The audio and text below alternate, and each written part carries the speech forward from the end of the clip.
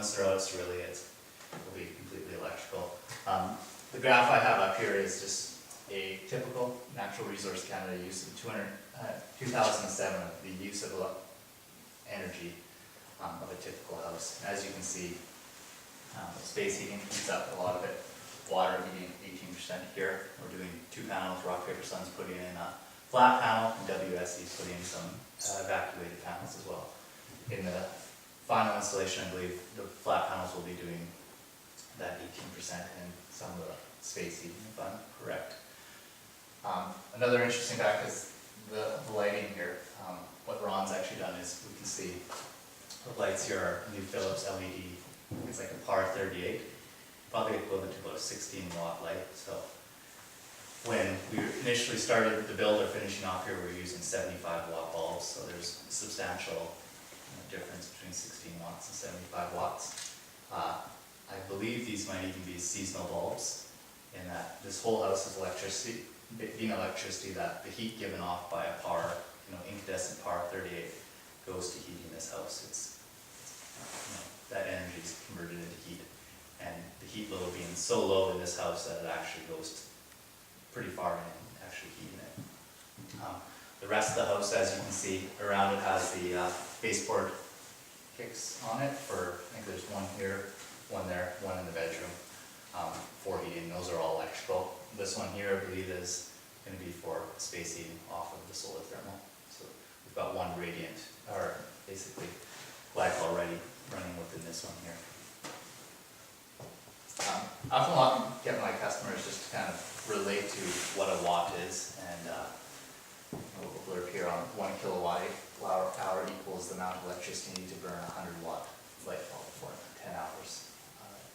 If you sit back and think back to when I was pricing the system at $7.25 a watt, and you're looking at that to here, there's a substantial cost there for the upfront cost of running even a 100-watt light bulb.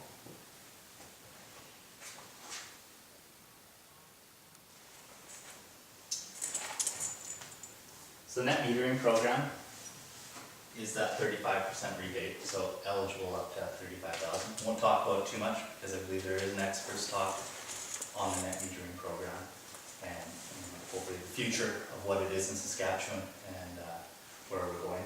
The net metering program isn't just for PV. I think there is biomass, wind, and there's a few other technologies that can be incorporated into that grant. A lot of people actually like to talk about the microfit program in Ontario. I heard a gentleman talking actually about Germany and what their programs are. A lot of the parts of the world are very aggressive in either funding or making programs that spur on the installation of PV. The microfit program is relatively new to Canada. I think it was kind of up and going about last October. Their programs for residential systems under 10 kilowatts, which this one would be, they don't provide a grant for the system as the net metering program does here of 35%. What they provide is a contract for you to sell your power back to them at 82 cents a kilowatt hour. So it's not quite 8 times what we currently pay for electricity. That's a substantial increase of how they value green power in the system. There's a variety of arguments and politics that go along with that type of PV, and I'm sure some have some questions on that.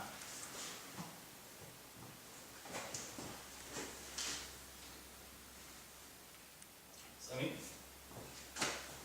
I've got a few emails from you guys before about talking about the stuff, so I left a lot of time to talk about what you guys' thoughts are on PV and this system here.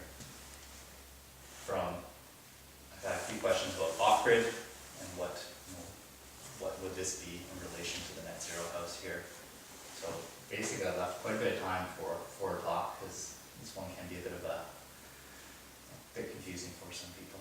So, you guys have any questions? Do you have to put the panels in the south facing?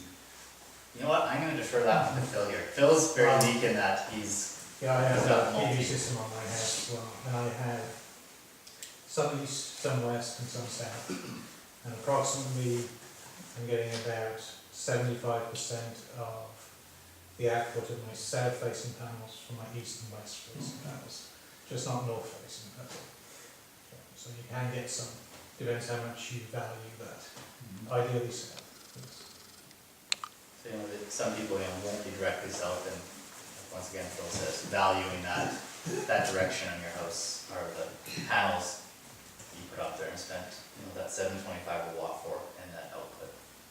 So it does affect the overall payback on it.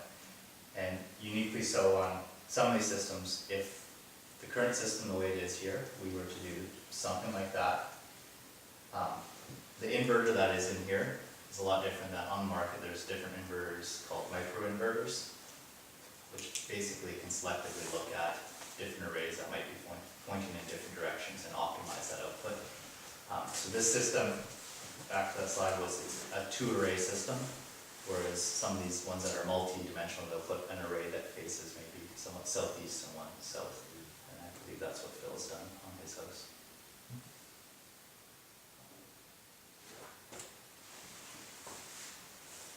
So do they often happen where they draft this one? In terms of residential, it's not a common thing, or actually I haven't been seen in Ontario. We used something Dr. Dumont said last week, anything that moves and breaks, and on a system like that, it could be a part that breaks in the future. So keeping it simple, a rigid mount, will be more manageable in the long run. I'm not sure what the costs are either on a tracking system. I imagine it's fairly substantial. And I guess the net benefit being the money spent for a system that tracks the sun and the output of the light would be what one would want to look at there. That optimum angle, we were told that there's a plus or minus 10-degree range. Does that affect the efficiency of the arrays quite a bit?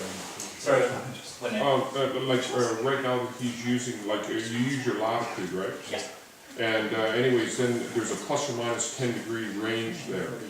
Does that range affect the efficiency of the arrays? It does. So then what is the optimum angle? Is it the latitude? It is a latitude, typically, but most house roofs aren't at that angle. So, being a flush mount is probably a lot easier to install than it is trying to bring it up to that angle. This angle is 62 or something. So I think it does have some effect on the thought process goes that it does affect the output of the panels. I'm not sure if you guys did a calculation on that as well. I did, but I don't remember the Yeah. numbers. I think I found that it did lower it somewhat, but the thought was that the angle that it was there would shed the snow better, and therefore giving a better output to the total system over the winter. Well, I guess the only thing that I'm a little concerned about is, okay, the house is going to be facing south, or your panels are on the south. Yeah. Your winds are predominantly from the north, which creates a low pressure system on the side Yeah. that your panels are, and you're going to have all the snow dump onto them. So that's why that angle Yeah. would be beneficial there. If you have the right angle on your roof, can you put them flat against your shingles? Yes, flush, such as it is here in terms of the flush mount. Yeah. Yeah. I'm not sure the distance that we're off the roof here. I believe it's about 8 inches from the metal to the bottom of that. So that would be considered a flush mount in this mount.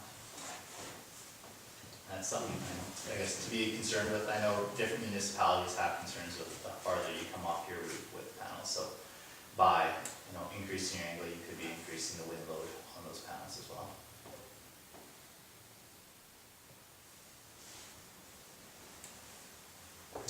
Do you ever have any issues with frost or anything like that, or is it? They're obviously they capture some heat because of the color. Do they? Yeah, I think we've seen frost a bit here in the morning, but usually it just comes off pretty quick. Nice. Even with solar thermal, you'll notice some frost, but it's very, very quick to leave in the morning. Right. Who sells the panels? Where do you buy them? WSE is selling the off-sun panels, and those ones are actually coming out of Ontario's program. What's unique about Ontario's program is that it's kind of a market-driven one, so they're trying to create a PV market within Ontario. So along with these panels is there's a content rule to them.